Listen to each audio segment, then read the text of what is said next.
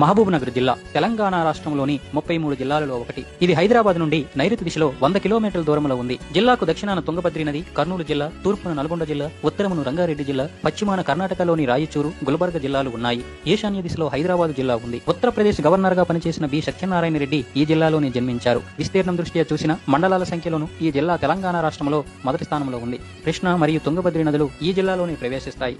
దక్షిణ కాశీగా పేరుగాంచిన ఆలంపూర్, అలాగే మన్యంకొండ, కురుమూర్తి, మల్దకల్ శ్రీ స్వయంభూ, లక్ష్మీ వెంకటేశ్వర స్వామి దేవస్థానం, ఊర్కొండపేట, శ్రీ రంగాపూర్ లాంటి పుణ్యక్షేత్రాలు, పిల్లలమర్రి, బీచుపల్లి, వరహాబాద్ లాంటి పర్యాటక ప్రదేశాలు, జోరాల, కోయిలకొండ కోయిల్ సాగర్, ఆర్టీఎస్ లాంటి ప్రాజెక్టులతో పాటు సైఫర్ సిస్టమ్ తో కట్టబడిన ఆసియాలోని తొలి ప్రాజెక్ట్ అయినటువంటి సరళ సాగర్లు ఈ జిల్లాలో ఉన్నాయి. చారిత్రాత్మకమైన గద్వాల కోట, కోయిలకొండ కోట, చంద్రగఢ్ కోట, పానగల్ కోట లాంటివి మహబూబ్ నగర్ జిల్లా ప్రత్యేకతలు. సురవరం ప్రతాప్ రెడ్డి, బూర్గుల రామకృష్ణారావు, పల్లెర్ల హనుమంతరావు లాంటి స్వాతంత్ర సమరయోధులు, గడియారం రామకృష్ణ శర్మ లాంటి సాహితీవేత్తలు, సూదిని జైపాల్ రెడ్డి, సురవరం సుధాకర్ రెడ్డి లాంటి వర్తమాన రాజకీయవేత్తలకు ఈ జిల్లా పుట్టినిల్లు. ఎన్టీ రామారావును సైతం ఓడించిన ఘనత ఈ జిల్లాకే దక్కుతుంది. పట్టు చీరలకు ప్రసిద్ధి చెందిన నారాయణపేట, చేనేత వస్త్రాలకు పేరుగాంచిన రాజోలి, కాకతీయుల సామంత రాజ్యానికి రాజధానిగా వెలసిల్లిన వల్లూరు, రాష్ట్రకూటులకు రాజధానిగా ఉండిన కోడూరు, రసాయన పరిశ్రమలకు నిలయమైన కొత్తూరు, మామిడి పండ్లకు పేరుగాంచిన కొల్లాపూర్, రామాయణ కావ్యంలో పేర్కొనబడిన జటాయువు పక్షి, రావణాసుడితో పోరాడి నేల కొరిగిన ప్రాంతం, దక్షిణ భారతదేశ చరిత్రలో ప్రసిద్ధి చెందిన రాక్షస తంగడి యుద్ధం జరిగిన తంగడి ప్రాంతం ఈ జిల్లాలోనివే.